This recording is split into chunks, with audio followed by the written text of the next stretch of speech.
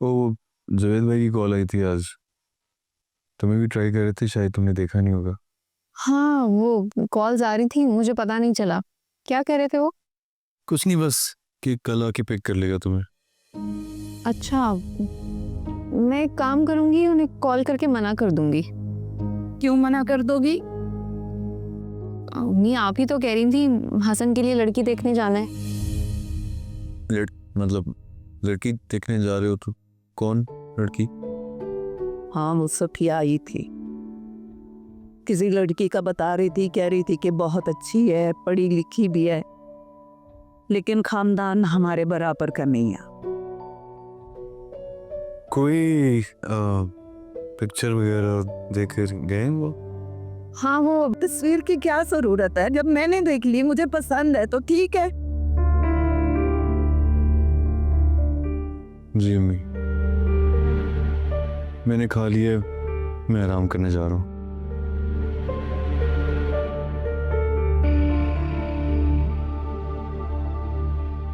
क्या बात है अम्मी, आपने हसन को तस्वीर क्यों नहीं दिखाई? सफिया देकर तो गई थी। अगर उसे तस्वीर दिखा देती और वो उसे नापसंद कर देता तो? कितना सोचती हैं आप अम्मी। जाहिर है, अकलौते बेटे की माँ हूं, बहुत कुछ सोचना पड़ता है और बहुत सोच समझकर बहू भी लानी पड़ती है। बात तो आपकी ठीक है।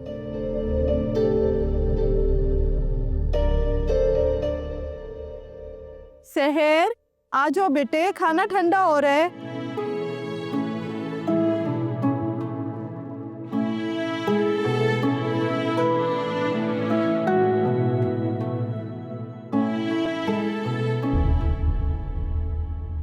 क्या है ये अम्मी? ये बिरयानी है अम्मी? ये सिर्फ चावल है। आप जब भी अपने लिए खाना लाती हैं तो आप चिकन क्यों नहीं लेके आती? अच्छा, अब जो है चुप करके यही खा लो।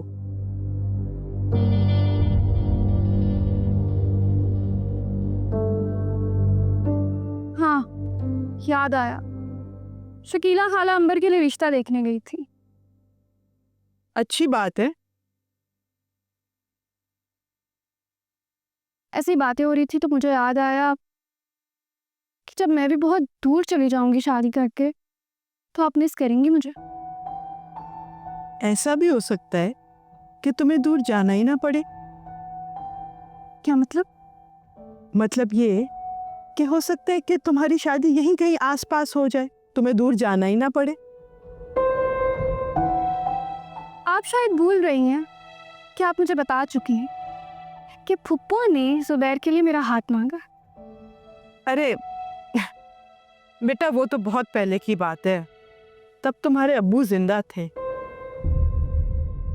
अब तो हम पहले से भी ज्यादा गरीब हो गए हैं और हमारी हैसियत अब पहले जैसी नहीं रही। तो क्या दुनिया से चले जाने से रिश्ते थोड़ी टूट जाते हैं? इतनी अच्छी है खतीजा पुप्पू, भला इस रिश्ते से क्यों हटेंगी? कभी एक फोन करने का ख्याल तो आया नहीं तुम्हारी खतीजा पुप्पो को? बिजी होते हैं वो लोग अम्मी। सहर, तुम अपने दिल को अभी कोई आस मत दो, वक्त बदल चुका है। कि क्या बात हुई? अच्छा भाई, तालीम तो मुकम्मल हो लेने दो, फिर बात भी कर लूंगी। वैसे मेरी हिम्मत तो नहीं हो रही, लेकिन तुम्हारी खातिर ये भी कर लूंगी। कुछ भी नहीं होगा अम्मी, आप ऐसे ही फिक्र कर रही हैं, अब अच्छा होगा।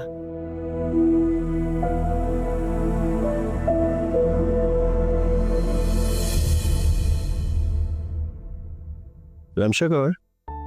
दोस्त के घर गई है, कह रही थी थोड़ी देर में आ जाएगी।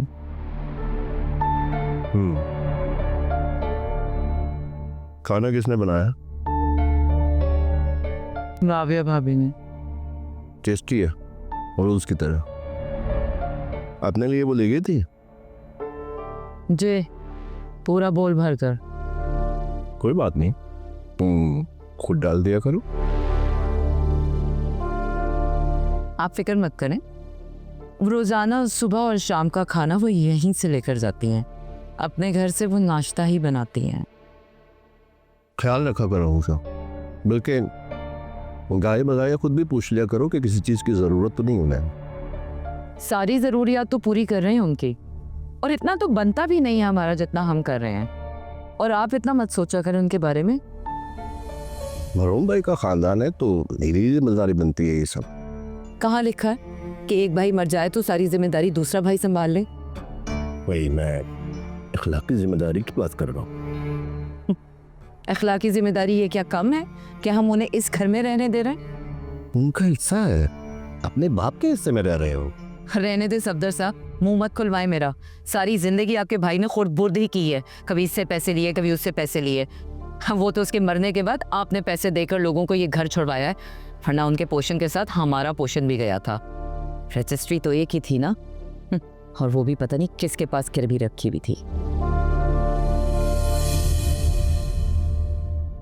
चलो खाना खाओ।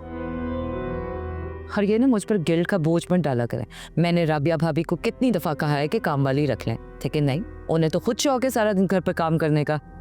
और वैसे भी इस घर में काम करके थोड़ी बहुत वो अपनी इज्जत और मकाम बना लेती हैं।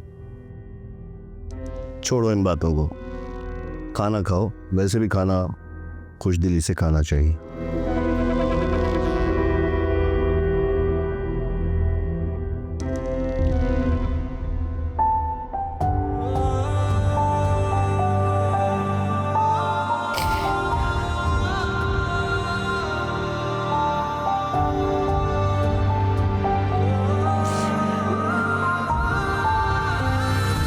बेटा,